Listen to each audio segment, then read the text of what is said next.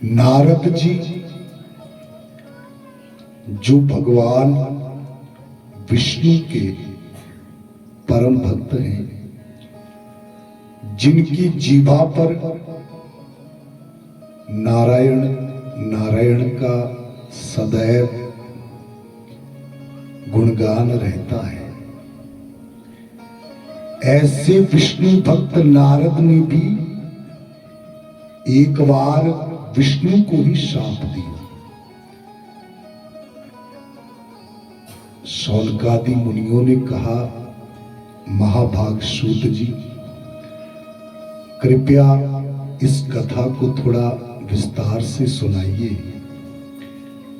नारद तो भगवान विष्णु के परम भक्त कहलाते हैं, फिर ऐसा क्या हुआ कि नारद ने ही अपने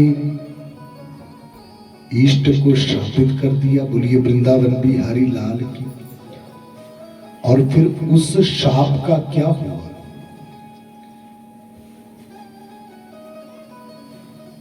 हे मुनियों, शिव पुराण में ये बड़ा सुंदर वर्णन, बड़ा सुंदर प्रसंग आता है, क्योंकि इसी कथा से हमें पता चलता है कि क्यों श्री रघुनाथ जी ने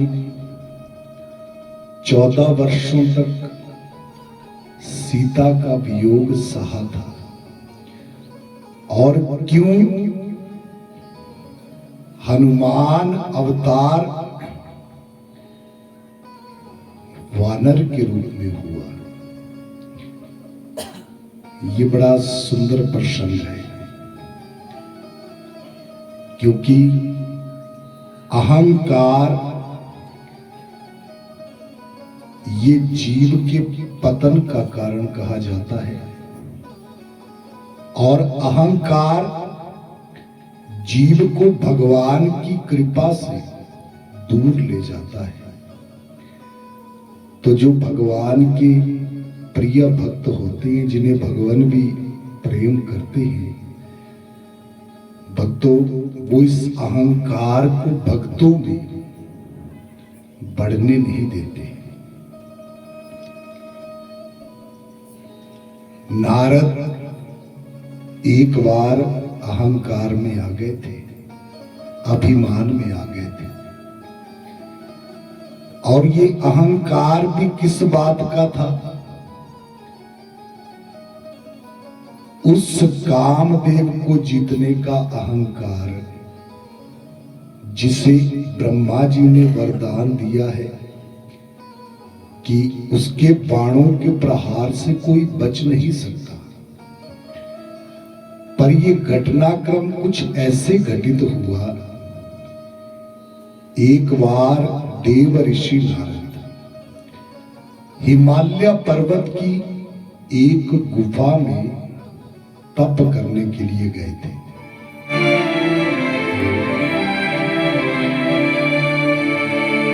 श्री सूत उवाच एकस्मिन् समय विप्र नारदो, एकस्मिन् समय विप्र नारदो मुनि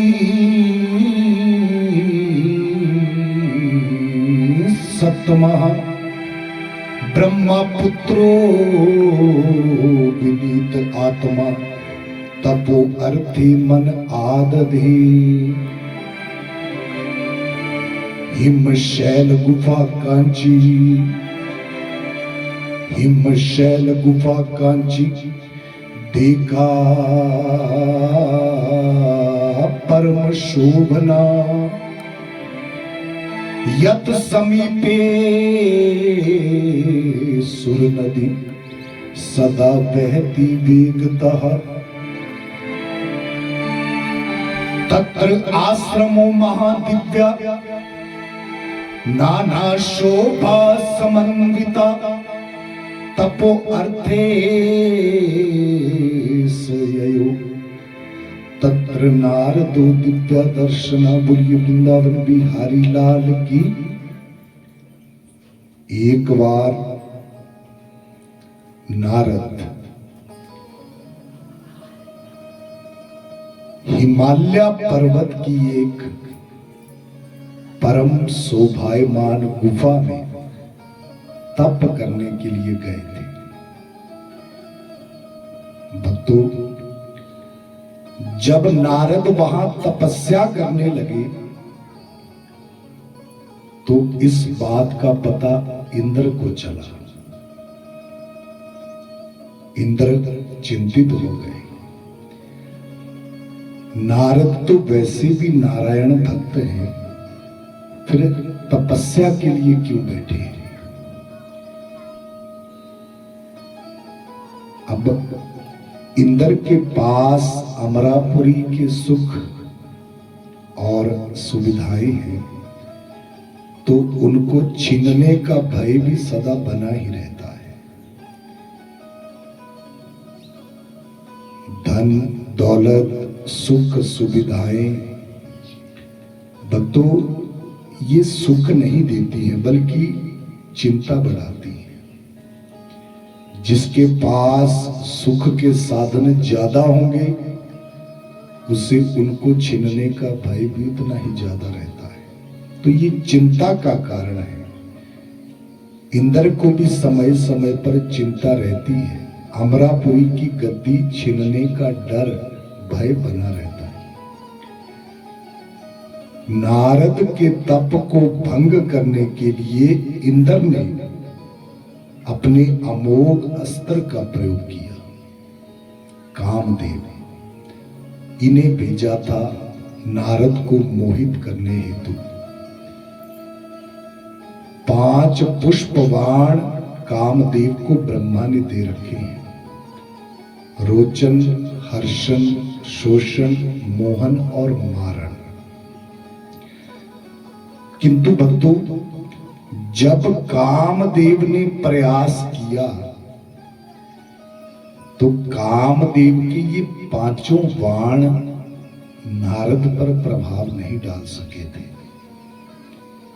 कामदेव की शक्ति नारद के सामने काम नहीं आई।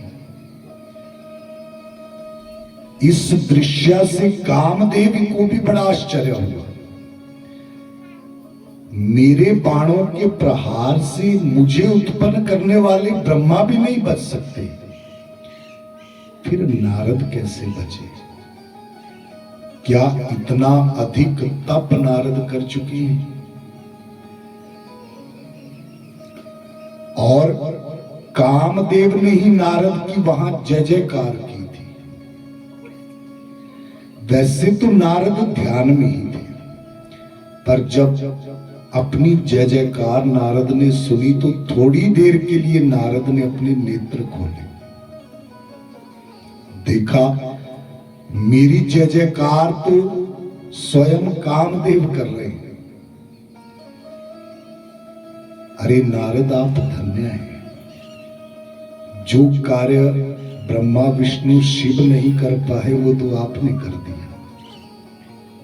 मेरे बाण आपके ऊपर कोई प्रभाव ही स्थापित नहीं कर पाए। आप धन्य हैं और आपकी की हुई भक्ति भी धन्य है। कामदेव तो वहां से लौट आए इंद्र के पास, पर नारद जब तप करने के लिए फिर से नेत्र बंद करते हैं तो अचानक ध्यान आया, मैं विष्णु की तपस्या कर रहा हूं, पर जो कामदेव ने कहा अगर वो सच है तो फिर मैं विष्णु की तपस्या क्यों करूं? उल्टा मेरी तपस्या विष्णु को करनी चाहिए। बोलिए आनंद कंद भगवान की। वो कार्य मैंने किया है जो ब्रह्मा विष्णु शिव भी नहीं कर सके, कामदेव को जीतना। ये छोटी बात नहीं है। इससे बढ़कर के कोई उपलब्धि नहीं हो सकती। अपनी तपस्या को वहीं पर पूरा समझ लिया था नारद ने। और भक्तों, तुरंत अपने पिता ब्रह्मा को ये बताने के लिए गए। ब्रह्मा जी ने नारद को देखा। जब भी नारद आते थे तो नारायण का नाम जीवा पर होता था, पर आज वो नाम नहीं है। क्या कारण है? अरे पुत्र नारद, बहुत समय के बाद दिख रहे हो, कहां रहे इतने दिन? हे पिताजी, आपको अपने पुत्र पर अब गर्व होगा। पहले मैं जिन विष्णु की भक्ति करता था, नाम जपता था, अब तो मैंने ऐसी उपलब्धि प्राप्त कर ली है कि उन्हें भी मेरा नाम जपना पड़ेगा। बोलिए वृंदावन बिहारी लाल की। ब्रह्मा जी ने पूछा, नारद तुम कहना क्या चाहते हो?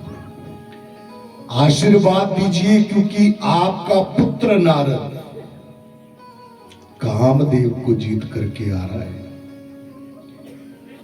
ब्रह्मा जी ने सुना तो मुस्कुराए और कहने लगे, नारद मुझे बताओ, कामदेव को जीतने की बात मुझसे ही कह रहे हो या किसी और से भी कही है? पिताजी, सबसे पहले तो मैं आपके पास आया हूं। हे पुत्र, मुझसे कह दिया सो कह दिया, इस बात को यहीं पर भूल जाओ। भूल करके भी ये बात महादेव के सामने या फिर नारायण के सामने मत कह दे। नारद को ऐसा लगा कि देखो मेरे पिता भी मुझसे ईर्ष्या कर रहे हैं। ये कार्य पिताजी से भी नहीं हुआ है जो मैंने किया। इतनी बड़ी उपलब्धि को मैं क्यों छिपाऊं? ब्रह्मा के मना करने के बाद भी नारद महादेव के पास गए थे, और जब यही बात महादेव से कही तो महादेव भी मुस्कुराए और कहने लगे कि देखो नारद, तुम मेरे बड़े प्रिय हो। प्रिय क्यों हो? क्योंकि तुम विष्णु भक्त हो। विष्णु भक्त मुझे बड़े प्रिय होते हैं। हे नारद, ये बात ब्रह्मा जी से कह दी सो कह दी, मुझसे भी कह दी सो कह दी, पर अब इस बात को यहीं पर बंद कर दो, भूल जाओ। ये बात भूल करके भी नारायण के सामने मत कहना। नारद सोचने लगे, मेरे पिता तो पिता, पर भोलेनाथ भी ईर्ष्या कर रहे हैं। इतनी बड़ी उपलब्धि है और मैं इसे छिपा करके रखूं?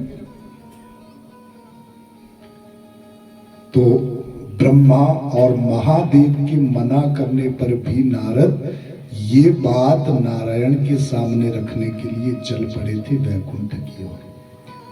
अब जैसे भक्त भगवान का ध्यान लगाते हैं, वैसे भगवान भी अपने भक्तों का ध्यान लगाते हैं।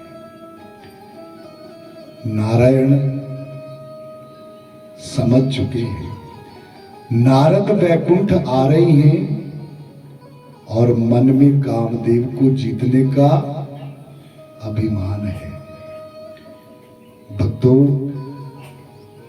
जिसे नारद अपनी उपलब्धि समझ रहे हैं, वास्तव में वो नारद की उपलब्धि नहीं थी,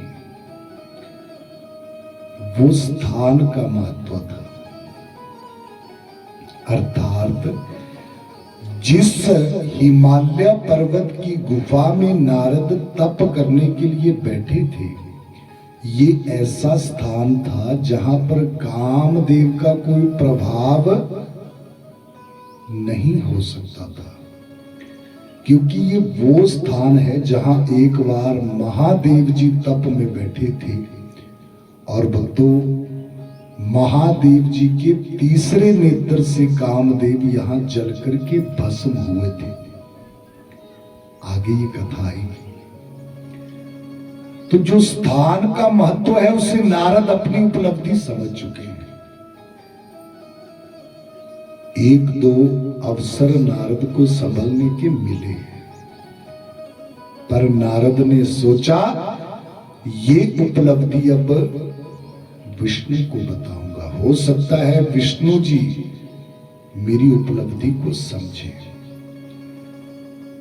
मैं चाहता हूं जैसे तीनों लोकों में ब्रह्मा विष्णु शिव की पूजा होती है, वैसे ही मेरी भी पूजा हो, मेरे भी भक्त हो। इसीलिए नारद जब वैकुंठ की ओर जा रहे हैं, मन में कई बातें हैं। एक बार विष्णु जी से मिल लूं, फिर तो पूरे संसार में ये बात बताऊंगा कि मैंने कामदेव को जीता है। उधर विष्णु जी जानते हैं मेरा भक्त अभिमान में आ चुका है, अहंकार में आ चुका है, तो नारायण नाम भी भूल गया है। तो जैसे ही नारद वैकुंठ पहुंचे थे, भगवान विष्णु की माया और लीला देखिए। नारद को देखते ही भगवान विष्णु जी नारद का स्वागत करने के लिए अपने स्थान पर उठ करके खड़े हो गए। ऐसा स्वागत कभी नहीं किया था नारद का, क्योंकि नारद तो भगवान के भक्त हैं। हे नारद, बहुत बहुत स्वागत है आपका वैकुंठ। नारद बड़े प्रसन्न हैं। इतना सम्मान तो आज से पहले कभी मिला नहीं था। हाँ, इस सम्मान का मैं अधिकारी तो हूं, पर अभी तक तो मैंने विष्णु को अपनी उपलब्धि बताई भी नहीं है। हे प्रभु जी, आज इतना मान सम्मान क्यों? तो विष्णु जी ने कहा, नारद, जो तुमने किया है वो किसी से नहीं छिपा है। ऐसी उपलब्धि, ऐसा कार्य जिसे करने में मैं भी सफल नहीं रहा। तुमने तो उस कामदेव को ही जीत लिया। अरे प्रभु जी, क्या आप जानते हैं? अरे नारद, उपलब्धि भी कभी छिपती है? अच्छी तरह जानता हूं। और मुझे लगता था मेरा भक्त नारद एक दिन कुछ ना कुछ ऐसा करेगा जो सबसे अलग होगा। हे विष्णु जी, फिर आप बताइए, क्या मेरी भी पूजा होनी चाहिए या नहीं? क्यों नहीं, क्यों नहीं नारद, आपकी पूजा तो होनी चाहिए और अब आगे से होगी भी। अच्छा प्रभु जी, मुझे आज्ञा दीजिए, क्योंकि ये बात मैं जाकर के सबको बताना चाहता हूं, ताकि सबको पता चले मेरी महानता क्या है। हाँ नारद, पर वैकुंठ को मत भूल जाना। जब कभी कोई काम पड़े या मेरी याद आए तो वैकुंठ जरूर आना। प्रभु जी, वैसे तो मैं बहुत व्यस्त हो जाऊंगा, पर वैकुंठ तो कभी कभार आना पक्का होगा। बोलियो उमापति महादेव की। और प्रभु जी, सच कहूं तो मेरी इस उपलब्धि से मेरे पिता ईर्ष्या कर रहे थे, और तो और महादेव जी को भी ईर्ष्या हो रही थी। पर आप महान हैं, आपने समझा कि मैंने क्या उपलब्धि प्राप्त की है। अब नारद वैकुंठ से जब वापिस लौट रहे हैं, मन में वही बात है, हर जगह जाकर के ये बात बतानी है। भक्तों, जब वापिस नारद लौट रहे थे तो अब भगवान विष्णु जी की लीला देखिए। अचानक नारद की दृष्टि एक नगरी पर पड़ी है लौटते लौटते। ऐसी नगरी जो मन को आकर्षित कर दे, बड़ी सुंदर ढंग से इस नगरी को सजाया गया था। नारद को बड़ा आश्चर्य हुआ। जब मैं वैकुंठ को गया था तब तो मुझे यहां पर कोई नगर नहीं दिखा था, अभी लौट करके आ रहा हूं तो ये नगरी कहां से आ गई। फिर नारद ने सोचा, हो सकता है जब मैं वैकुंठ जा रहा था तो मेरा ध्यान ही नहीं गया होगा। वैसे भी बहुत समय तक तो मैं तपस्या में बैठा था, तो हो सकता है इस नगरी का निर्माण उसी समय हुआ हो। पर नगरी आकर्षित करने वाली है, क्यों ना मैं यहीं से शुरुआत करूं अपनी उपलब्धि को बताने की। इस नगरी के राजा से मिलना चाहिए। इसलिए नारद जी मुख्य द्वार पर आए, जहां पहरेदार पहरा दे रहे थे। उन्होंने नारद को देख करके प्रणाम किया। नारद ने पूछा, सैनिकों मुझे ये बताओ किसकी नगरी है ये? इस नगरी के राजा कौन है? सैनिकों ने कहा, नारद जी हमारी नगरी के राजा का नाम है राजा शीलनिधि। बड़े सुंदर ढंग से सजाया है आपने पूरी नगरी को। एक बार जाकर के अपने राजा से कहो कि नारद उनसे मिलना चाहते हैं।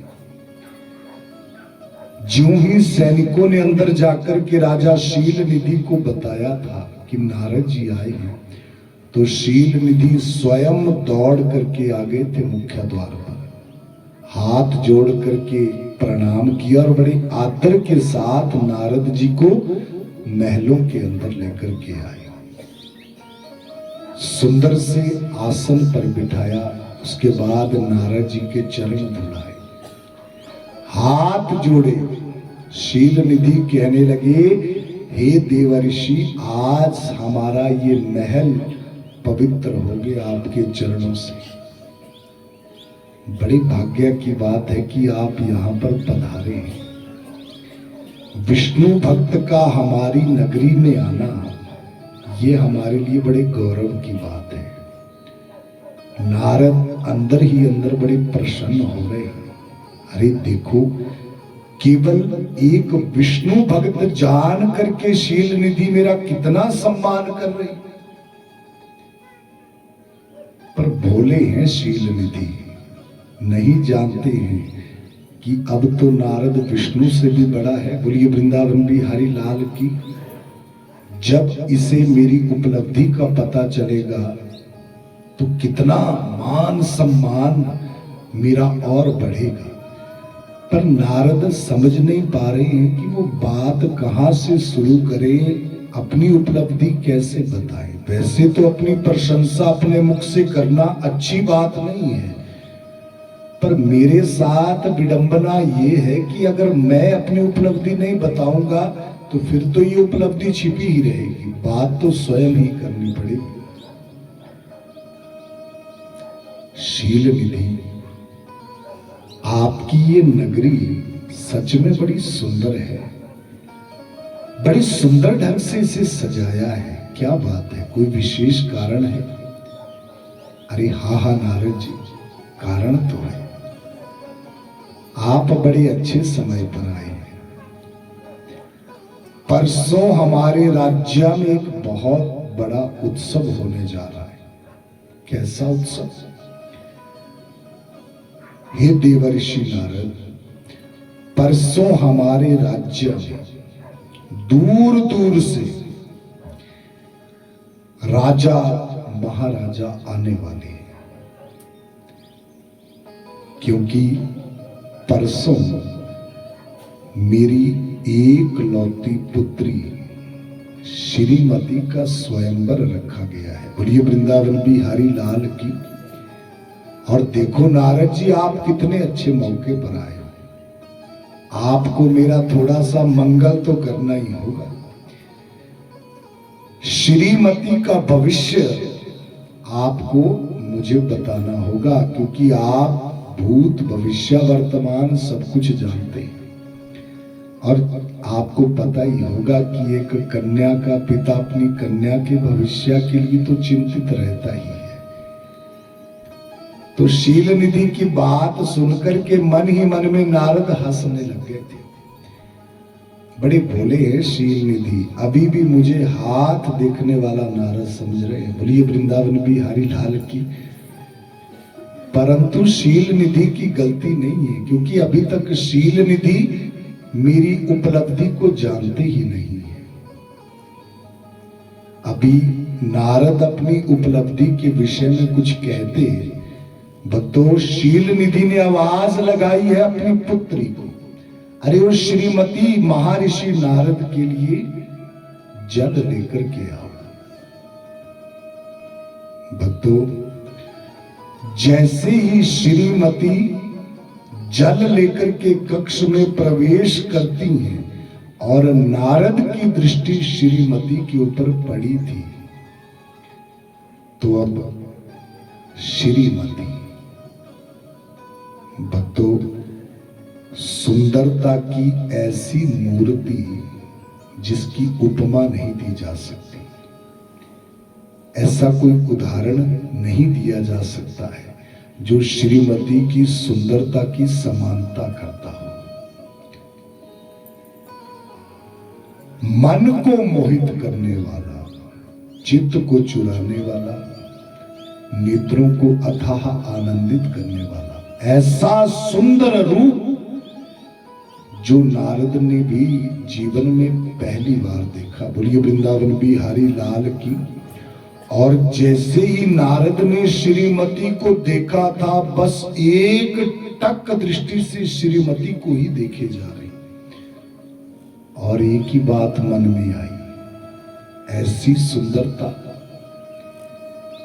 अरे जिस भी राजा को ऐसी सुंदर पत्नी मिलेगी उसका तो जीवन ही धन्य हो जाएगा। बोलिए वृंदावन बिहारी लाल की।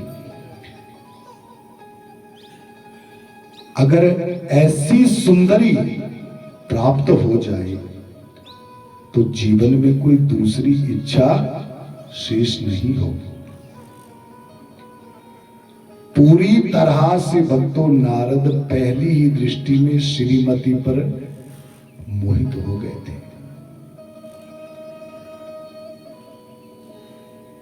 श्रीमती नारद के पास आई है, जल आगे बढ़ाया, शील निधि नारद की ओर देख रहे हैं, नारद की दृष्टि श्रीमती के मुख से हट नहीं रही। अरे नारद जी जल ग्रहण करिए। थोड़ा सा जल नारद जी ने लिया। यही है मेरी पुत्री श्रीमती जिनका स्वयंवर है, जिसकी मैं बात कर रहा था। नारद जी तनिक इसका हाथ देखिए और बताइए इसका भविष्य कैसा होगा। हाँ हाँ क्यों नहीं। नारद ने जल्दी से श्रीमती का हाथ पकड़ा, पर हस्तरेखाओं को कहां देख रहे हैं, दृष्टि बार बार मुख की ओर जा रही है, उस रूप की ओर जा रही है जिस पर नारद पूरी तरह आकर्षित थे, मोहित थे। नारद कहने लगे, अरे शील निधि, सच में तुम बड़े भाग्यशाली हो जो श्रीमती तुम्हारी कन्या है।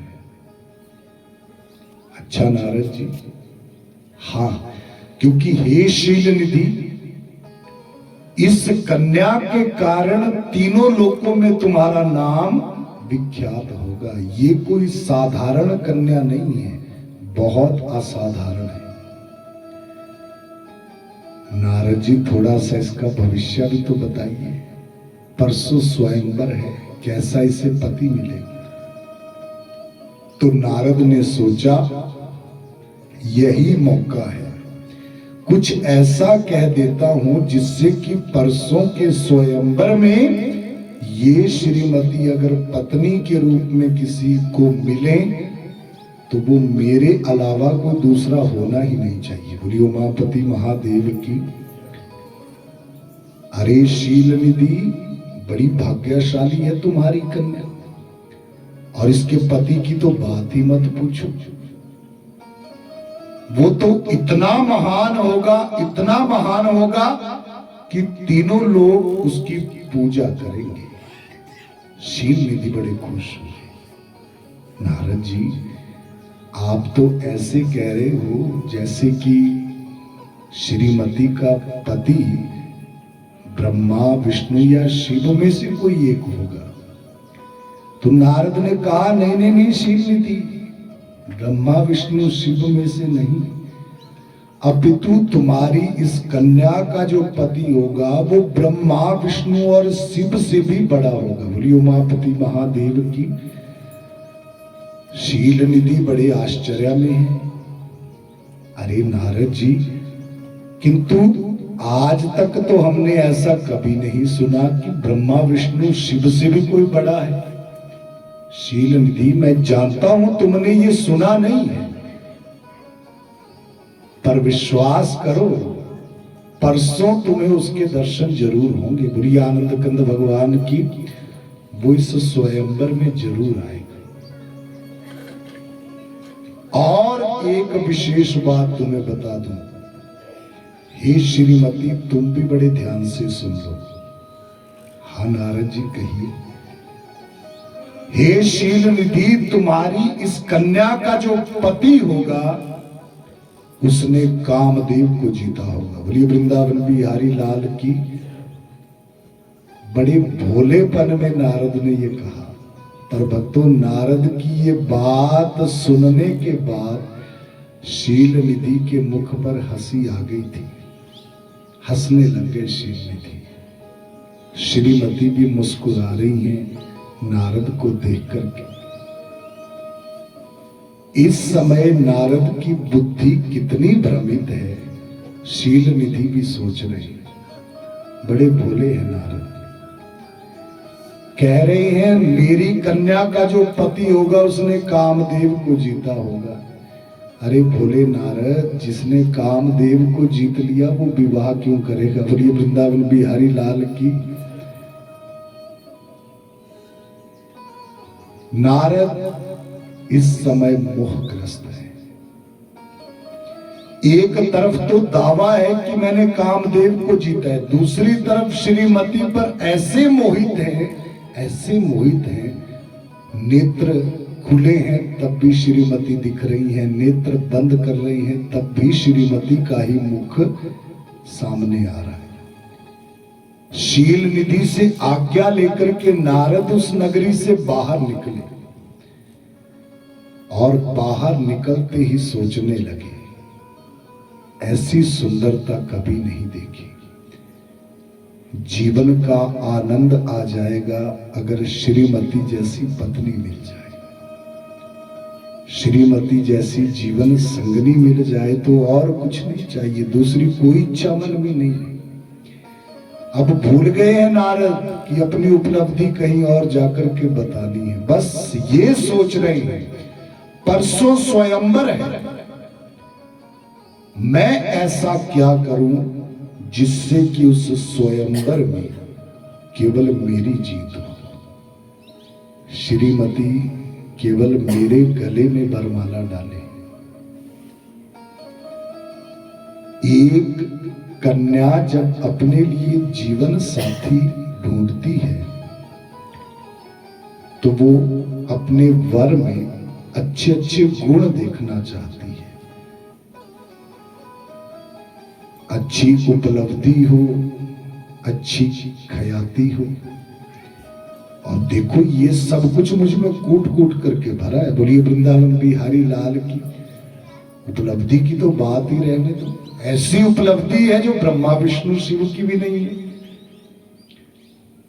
पर एक कन्या इन सभी गुणों के साथ साथ एक चीज पर और ध्यान देती है। कन्या चाहती है कि उसका जो होने वाला पति हो वो दिखने में भी बड़ा सुंदर हो, सुंदरता पर भी आकर्षित होती है।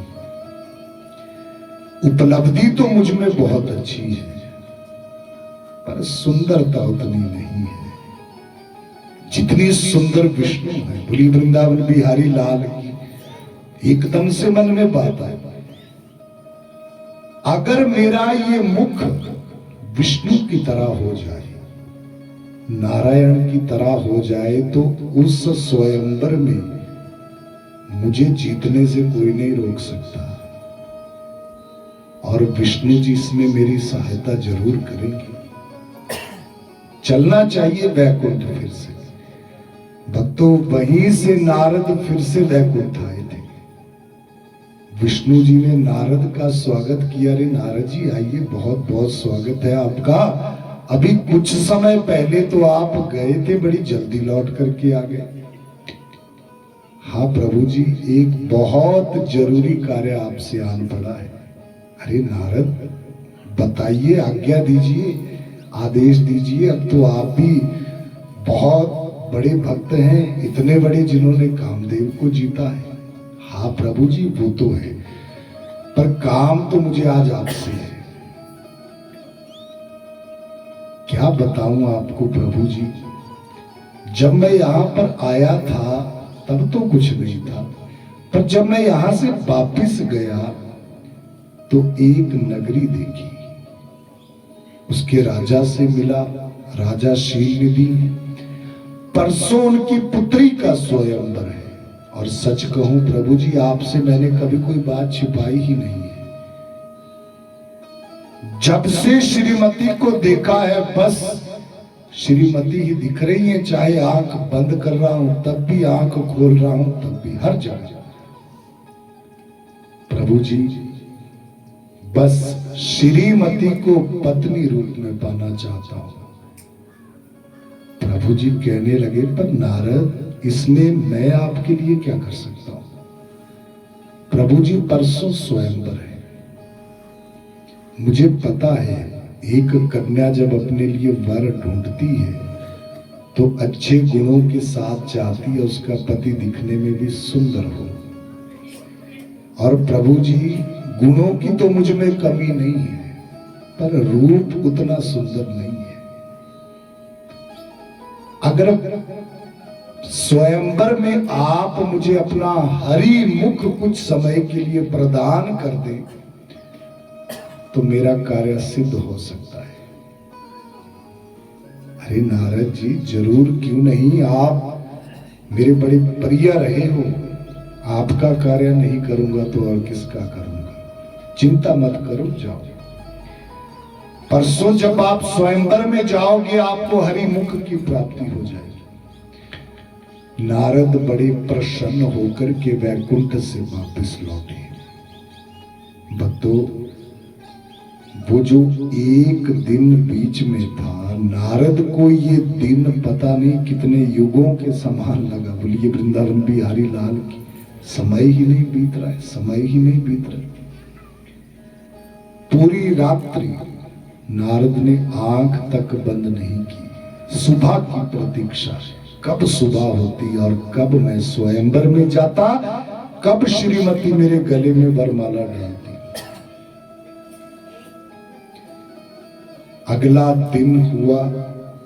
भक्तों, शील निधि के राज्य में दूर दूर से राजकुमार पहुंचने लगे उससे स्वयंवर में भाग लेने के लिए। नारद जी भी चल पड़े हैं स्वयंवर की ओर। अब नारद को हरि मुख की यहां प्राप्ति तो हुई है, पर नारद ने भी हरि मुख मांगा। और हरि संस्कृत में बानर को कहते हैं। बोलिए वृंदावन बिहारी लाल की। कहने का तात्पर्य, वस्त्र आभूषण चुन चुन करके नारद जी ने पहने हैं, एक से बढ़कर के एक।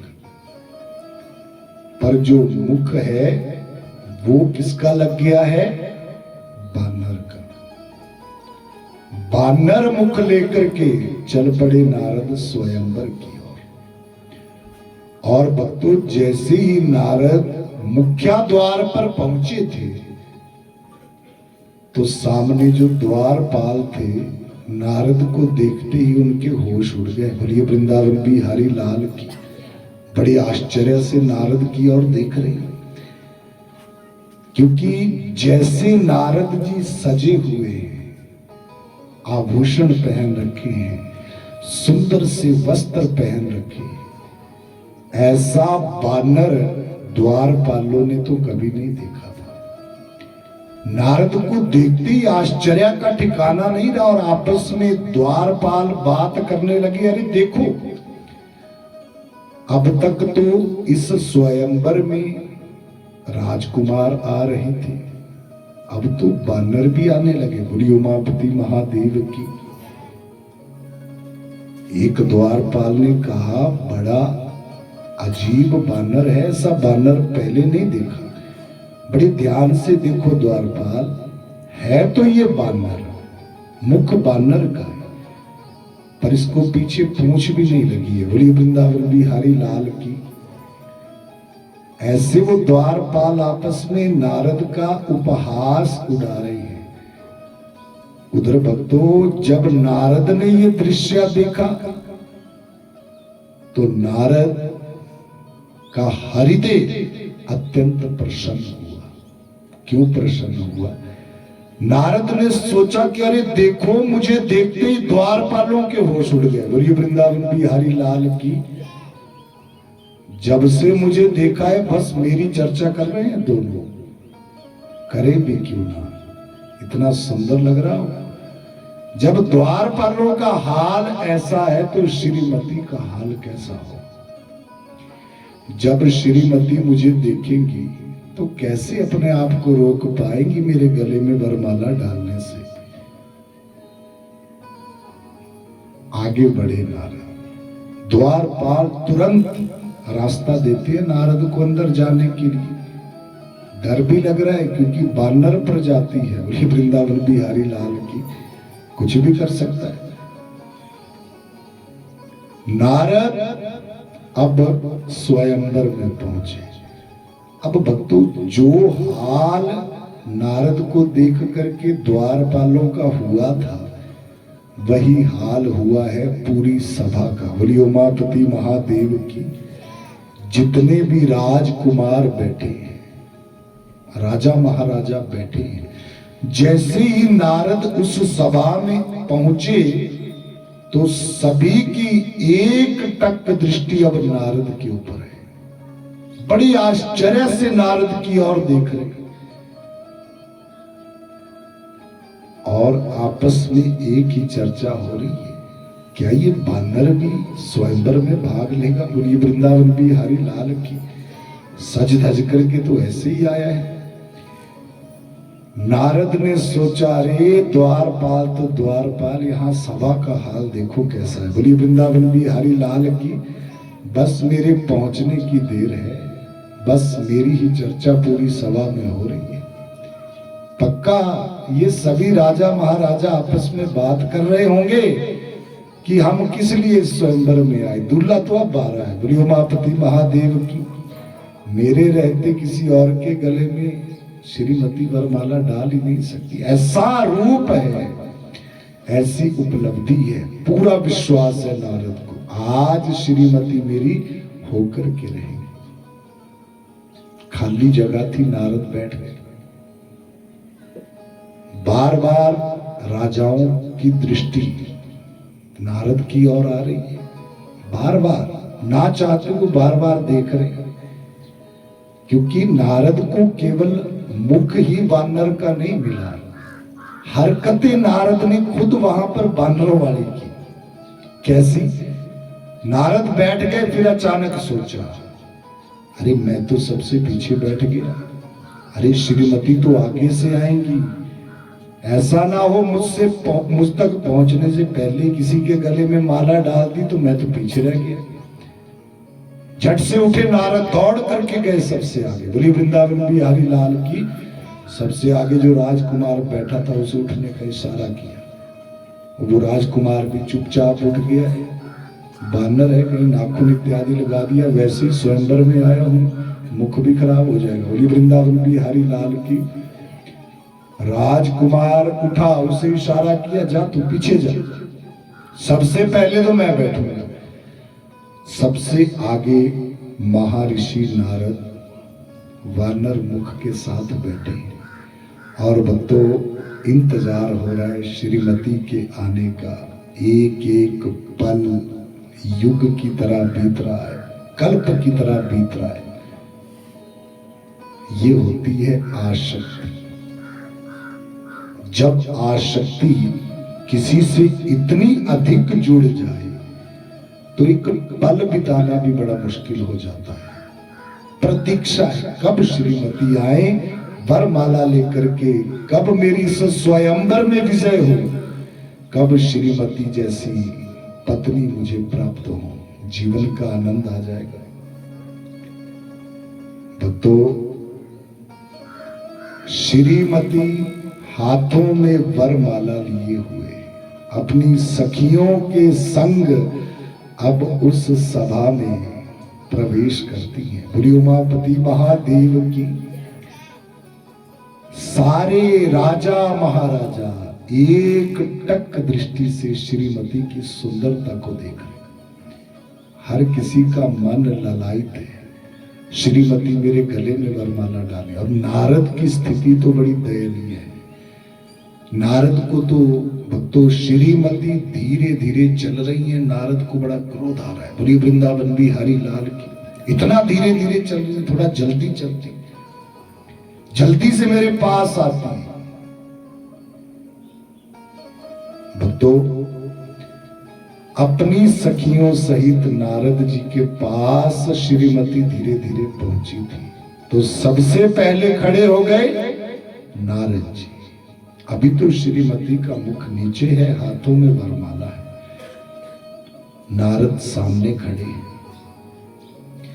धीरे धीरे श्रीमती ने अपना मुख ऊपर उठाया है नारद को देखने के लिए। जैसे ही श्रीमती ने नारद को देखा, सबसे पहले एक बानर, बोलिए वृंदावन बिहारी लाल की, हंस गई श्रीमती, हंसी आ गई, हंसी, पर उसके बाद फिर से मुख नीचे कर लिया और आगे बढ़ गई। नारद के आश्चर्य का ठिकाना नहीं रहा है। अरे श्रीमती तो गले में वरमाला डाले बिना आगे बढ़ गई, क्या कारण है? मुझे देखते ही श्रीमती हंस पड़ी थी। और कहते हैं कि स्त्रियों की हंसी में उनकी हाँ होती है। बोलिए वृंदावन बिहारी लाल की। अगर श्रीमती को मैं अच्छा लगा तो फिर वरमाला क्यों नहीं डाली? कहीं श्रीमती ऐसा तो नहीं सोच रही है कि मुझसे भी ज्यादा कोई सुंदर राजकुमार इस सभा में होगा? अगर ऐसा सोच रही हैं तो ये तो गलत है। बोलिए वृंदावन बिहारी लाल की। मेरे समान सुंदर कोई दूसरा राजकुमार हो ही नहीं सकता। लगता है श्रीमती से भूल हुई है, पर कोई बात नहीं। मैं भी नारद हूं, अभी पीछे हटने वाला नहीं। एक बार फिर से प्रयास करूंगा। फिर से नारद जी ने छलांग लगाई और थोड़ा आगे जाकर के फिर बैठ गए। बोली उमापति महादेव की। श्रीमती आगे बढ़ते बढ़ते फिर से वहां पहुंची है जहां नारद बैठे थे। फिर से नारद खड़े हो गए अपने स्थान पर। श्रीमती ने धीरे धीरे फिर से अपना मुख उठाया तो फिर से नारद मुस्कुरा रहे हैं। बोलिए आनंद कंद भगवान की। वानर मुख में नारद को देख करके श्रीमती को फिर हंसी आ गई। बोलिए उमापति महादेव की। और हंसते हंसते श्रीमती ने अपनी सखियों की तरफ देखा जो साथ में चल रही, और कहा कि अरे सखियों देखो इस भोले बानर को। बोलिए वृंदावन बिहारी लाल की। बार बार आगे आ रहा है, बार बार आगे आ रहा है। फिर से आगे बढ़ी श्रीमती। नारद को फिर आश्चर्य हो रहा है। नारद सोचने लगे आखिर श्रीमती चाहती क्या है? इस बार भी मुझे देखते ही हंस गई थी। बोलिए आनंद कंद भगवान की। और इस बार केवल श्रीमती हंसी ही नहीं है, अपनी सखियों से मेरी चर्चा भी की। बोलिए वृंदावन बिहारी लाल की। मन तो बन रहा है श्रीमती का, पर अभी तक वरमाला नहीं डाल रही गले में। अहो किसी ने सच कहा है, स्त्रियों का स्वभाव तड़पाने वाला होता है। बोलिए वृंदावन बिहारी लाल की। ये श्रीमती पक्का मुझे तड़पा रही है। एक बार फिर से प्रयास करूंगा। अभी फिर से छलांग लगाई, थोड़ा आगे जाकर के फिर नारद बैठ गए। बोलिए उमापति महादेव की। हार तो मानूंगा नहीं। श्रीमती फिर से पहुंची नारद के पास। नारद फिर उठे। श्रीमती ने फिर नारद को देखा तो फिर हंसी आ गई। बोली उमापति महादेव की। पर इस बार श्रीमती ने हंसते हंसते नारद से कह दिया, अरे ओ बानर, तू बार बार आगे क्यों आ रहा है? तुझे क्या लगता है मैं तेरे गले में वरमाला डालूंगी? एक बार अपना मुख दर्पण में जाकर के देख ले। बोलिए वृंदावन बिहारी लाल की। नारद की समझ में ये बात नहीं आ रही। श्रीमती आगे बढ़ गई। नारद अभी भी सोच रहे श्रीमती क्या कह करके गई। अरे विष्णु का रूप है, ऐसी सुंदरता जिसकी उपमा नहीं दी जा सकती। दूसरा तो कोई ऐसा रूप हो ही नहीं सकता। ये श्रीमती ने मुझे वानर कहकर के क्यों संबोधित किया? अरे कपड़े भी अच्छे हैं, आभूषण भी अच्छे हैं। इतने में तो उस सभा में स्वयं श्री हरि भगवान विष्णु जी आए। बोलिए वृंदावन बिहारी लाल की। कौन आए हैं? श्री हरि भगवान विष्णु जी। अब श्रीमती ने ना इधर देखा ना उधर, ना कोई राजा ना कोई महाराजा, सीधे दौड़ करके गई और विष्णु भगवान के गले में वो वरमाला डाल दी। नारद की आंखों के सामने भगवान विष्णु जी श्रीमती को अपने साथ लेकर के वहां से चले गए। नारद खड़े खड़े देख रहे हैं ये दृश्य। बस एक प्रश्न मन में आ रहा है, श्रीमती ने विष्णु के गले में तो दौड़ करके वरमाला डाली, फिर मेरे गले में क्यों नहीं डाली? सुंदर तो मैं भी उतना ही था, उपलब्धि भी विष्णु से ज्यादा है, फिर मेरा तिरस्कार क्यों? तो भक्तों, भोलेनाथ जी ने अपने 2 गण भी भेजे थे इस स्वयंवर में, जो राजकुमार बनकर के नारद के साथ ही थे। उन्होंने नारद से कहा कि अरे नारद जी, इससे तो अच्छा होता आप अपना ही मुख लेकर के स्वयंवर में आ जाते। बोलिए वृंदावन बिहारी लाल की। नारद ने बड़े ध्यान से उन राजकुमारों की तरफ देखा। अरे तुम्हें कैसे पता मैं नारद हूं? महाराज हम सब जानते हैं आप नारद हो। ये मुख लेकर के आप स्वयंवर में आए हो, परंतु एक बार जाओ, सामने जल है, उस जल में जाकर के अपनी परछाई देखो। तुम्हें सारे प्रश्नों का उत्तर मिल जाएगा कि क्यों श्रीमती ने तुम्हारे गले में वरमाला नहीं डाली और क्यों विष्णु जी के गले में पहनाई। नारद तुरंत दौड़ करके गए थे भक्तों। जैसे ही जल में नारद ने अपनी परछाई को देखा, बोलिए वृंदावन बिहारी लाल की, तो क्या दिखा है? वानर मुख। जब वानर मुख दिखा, नारद के क्रोध की अब सीमा नहीं रही। आसक्ति टूटी है, मोह टूटा है। जब आसक्ति टूटती है, मोह टूटता है भक्तों, तो कुछ समय के लिए जो पीड़ा उत्पन्न होती है वो असहनीय लगती है, सही नहीं जाती। नारद रो पड़े हैं फूट फूट करके, आंखों से अश्रुधारा बह रही है और एक ही बात सोच रही है, आखिर मेरे साथ ही ऐसा क्यों? बोलिए वृंदावन बिहारी लाल की। एक ही तो इच्छा थी, श्रीमती को पाने की।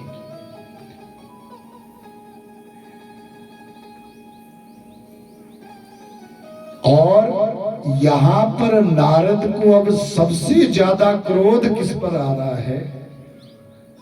विष्णु पर। परम भक्त है नारद विष्णु जी के, पर देखिए प्रभु जी की माया, उनकी लीला। नारद बड़े क्रोध में और मन ही मन सोचने लगे कि सच में मेरा नाम किसी ने नारद ठीक ही रखा है। बड़ी वृंदावन बिहारी लाल की, मुझ में बुद्धि नहीं है, थोड़ी सी भी बुद्धि होती तो मैं विष्णु के पास क्यों जाता। बोलिए वृंदावन बिहारी लाल की। अरे देखो मेरा विवेक कहां गया था, सहायता मांगने के लिए भी गया तो उसके पास जिसने आज तक छल के अलावा किया ही कुछ नहीं है। बोलिए वृंदावन बिहारी लाल की। पर आज तो नारद को भी छल लिया। इतना क्या बुरा कर दिया था मैंने विष्णु का। एक श्रीमती को पाने की ही तो इच्छा थी, परंतु आज तक विष्णु का पाला शरीफों से पड़ा था, आज एक बेग वाले से पाला पड़ा है। मैं भी नारद हूं, विष्णु को छोड़ूंगा नहीं, ऐसी शिक्षा दूंगा दूसरी बार किसी के साथ छल करने से पहले कई बार विष्णु को भी सोचना पड़ेगा। भक्तों, आसक्ति टूटी है, मोह टूटा है, फूट फूट करके नारद रो रहे थे। श्रीमती तो जा चुकी है, पर विष्णु बचने वाला नहीं है। बड़ी क्रोधित है नारद और चल पड़े हैं वैकुंठ की तरफ। नेत्र क्रोध से लाल है। भगवान जानते हैं नारद का मोह टूटा है, आसक्ति टूटी है, पर भक्तों ये तोड़ना जरूरी था, क्योंकि अभी भी नारद की बुद्धि में एक बात नहीं आ रही है कि एक तरफ तो वो ये कह रहे हैं मैंने कामदेव जीत रखा है, बोले वृंदावन बिहारी लाल की, और दूसरी तरफ श्रीमती के वियोग में पागल हो चुके हैं। ये अहंकार कामदेव को जीतने का जो मन में था, जिसने नारद को एक तो भगवान के नाम से भी दूर कर दिया है। अब भगवान ऐसा नहीं चाहते हैं। भगवान वही करेंगे जिसमें भक्त का कल्याण हो, भले ही उसमें भक्त को पीड़ा भी उठानी पड़े। कई बार जीवन में ऐसी परिस्थितियां आती हैं जब हम सोचते हैं हमारे साथ अच्छा नहीं होगा, हम तो भगवान के चरणों से जुड़े हैं, फिर ऐसा क्यों हो गया। पर भगवान वही करेंगे जिसमें भक्त का कल्याण है, वो आपकी सुविधा नहीं देखेंगे। हाँ, अगर भगवान आपसे प्रेम करते हैं तो भक्तों वही होगा जिसमें आपका हित है, और भक्त भी उसे ही कहा जाता है जो भगवान की हर इच्छा को चंद्रहास की तरह स्वीकार करे। बोलिए वृंदावन बिहारी लाल की। चाहे दुख आ रहा है, चाहे सुख आ रहा है, उसे भगवान की कृपा समझ करके ही जीवन में ग्रहण करना चाहिए, क्योंकि इन दोनों में कोई भी स्थायी तो नहीं है। दुख आएगा तो किसी का दुखी होना भी उसकी अल्पज्ञता ही है, क्योंकि वो दुख ज्यादा समय के लिए तो नहीं आया है। जब जाएगा तो कोई ना कोई खुशी, कोई ना कोई सुख लेकर के आएगा। पर अब यहाँ भी मनुष्य को ज्यादा प्रसन्न नहीं होना चाहिए, क्योंकि वो सुख भी स्थायी नहीं है। जब वो जाएगा तो कोई दुख आएगा। यही है जीवन। इस उतार चढ़ाव से जो भौतिक है प्रभावित नहीं होना है। नारायण इच्छा प्रबल है। देखिए यहाँ पर हुआ क्या था, क्रोध में है नारद। भगवान भी जानते हैं आसक्ति टूटी है, नारद को क्रोध आया। नारद जब वैकुंठ पहुंचे थे तो भगवान विष्णु जी ने नारद को कुछ नहीं कहा, पर नारद को देखिए आग बबूला है, और सीधे श्री हरि भगवान विष्णु जी को नारद ने क्या कहा,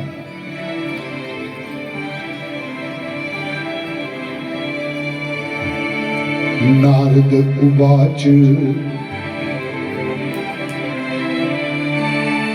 हे हरि तुम महादुष्टा, हे हरि तुम महादुष्टा, कपटी विश्व मोहना, परोत्साहम न सहसे मायावी मलिनाशय।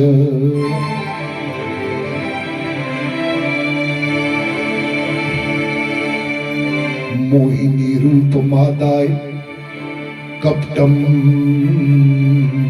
कृतवान पुरा। असुरेभ्यो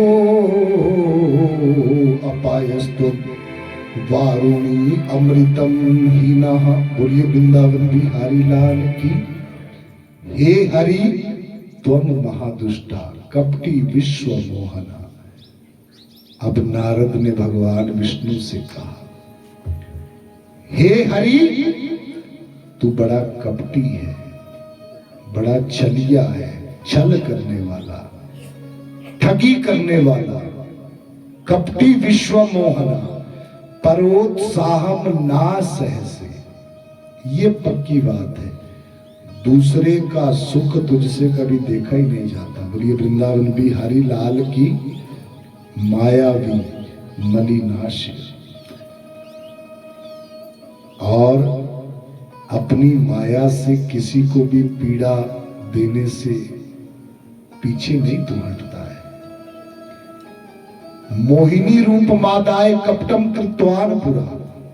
मुझे याद आ रहा है वो समय जब तूने मोहिनी रूप बनाया था और छल कपट किया था।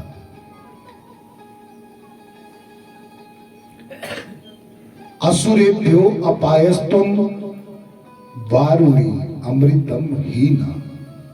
अरे जिस अमृत पर देवताओं की तरह दैत्यों का भी अधिकार था, तुमने कपट किया था, तुमने छल किया था। उस समय मोहिनी बने और दैत्यों को वारुणी पिला दी थी। दैत्य उसी में मगन रहे, छल किया। आज तक छल के अलावा कुछ किया भी है? अरे वो तो दैत्य थे, पर आज अपने भगत को भी नहीं छोड़ा। बोलिए वृंदावन बिहारी लाल की। मेरा क्या अपराध था हे विष्णु, मैंने तेरा क्या बुरा किया था, क्या बिगाड़ा था? इतना बड़ा कपट, इतना बड़ा धोखा, इतना बड़ा छल कर दिया। पर सच कहता हूं, इस समय जो स्थिति मेरी है वो मैं ही जान सकता हूं। किसी दूसरे को ये अनुभव नहीं हो सकती पीड़ा जो इस समय मेरे हृदय में हो रही है। श्रीमती को खोने की पीड़ा, जिसे मैं अपना सब कुछ मान चुका था, वो श्रीमती अगर मुझसे दूर हुई तो तुम्हारे कारण। बोलिए वृंदावन बिहारी लाल की। प्रभु जी मुस्कुराते हुए नारद की बात को केवल सुन रहे हैं, कुछ नहीं कह रहे। नारद ने कहा, हे विष्णु, मेरी पीड़ा केवल मैं समझ सकता हूं, कोई दूसरा नहीं। स्त्री वियोग की पीड़ा क्या होती है आज मैं देख रहा हूं, आज मैं इससे सह रहा हूं, मेरा हृदय भी रो रहा है। पर हे विष्णु, एक दिन आएगा ये पीड़ा तुझे भी सहनी पड़ेगी, क्योंकि आज तक तेरा पाला शरीफों से पड़ा था, आज एक बेग वाले से पड़ा है, तुझे छोड़ने वाला नहीं। शाप दिया, नारायण को ही शाप दे दिया नारद ने। हे विष्णु, जिस तरह से स्त्री वियोग की पीड़ा में मैं तड़प रहा हूं, ऐसे ही तुझे भी तड़पना पड़ेगा। बोलिए वृंदावन बिहारी लाल की। मेरे वचन मिथ्या नहीं होंगे, यही पीड़ा तुझे उस समय सहनी पड़ेगी, तब पता चलेगा नारद के साथ क्या हुआ था। और हे विष्णु, आज तुमने ना ये जो मुझे मुख दिया है, याद रखना उस समय यही मुख तेरी सबसे बड़ी सहायता करेगा, सबसे बड़ा सहाय होगा। भक्तों, वैसे देखिए, मूर्खों के शाप देने से कभी वेद शापित नहीं होते, परंतु नारायण भगत के वचनों की भी लाज रखी, उन्हें झूठा नहीं होने दिया। नारद के वचनों की भी लाज रखी, और कब नारद के इस शाप को प्रभु जी ने सच सिद्ध करके दिखाया। बोलिए वृंदावन बिहारी लाल की।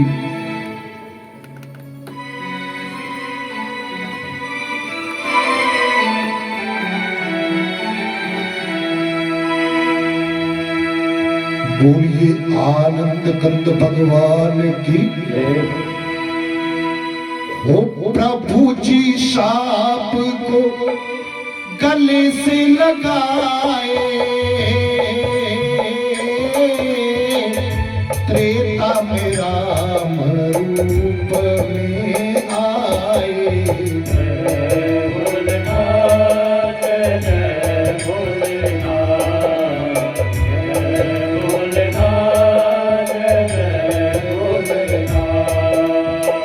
शिव आनंद शिव कथा अनंता, कहा ही सुनऊं बहुविधि सब संता।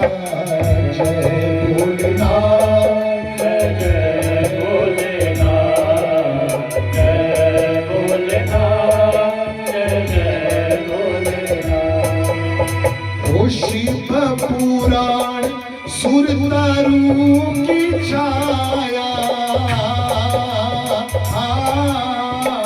दुख भय दूर निकट जो आया।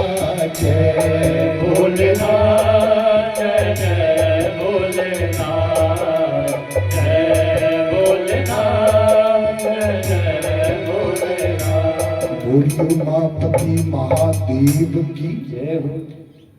तो भक्तों, रामायण का एक कारण इस सुंदर प्रसंग से बना, जहां भगवान ने अपने भक्त नारद के अहंकार को, जो झूठा था, जो मिथ्या था, उसे तोड़ने के लिए लीला तो दिखाई, पर साथ ही साथ नारद से इतना प्रेम भी है कि नारद के वचन मिथ्या नहीं होने दिए।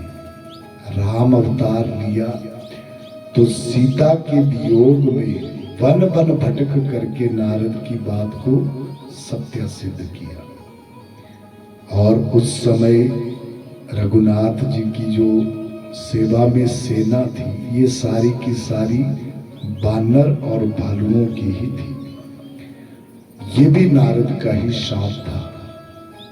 इसी कारण जी हनुमान जी का अवतार बानर रूप में हुआ था। बोलिए वृंदावन बिहारी लाल की। जोर से बोलेंगे जय जय श्री राधे। तो बहुत बहुत धन्यवाद आप सभी भक्तों का आज की कथा में सम्मिलित होने के लिए।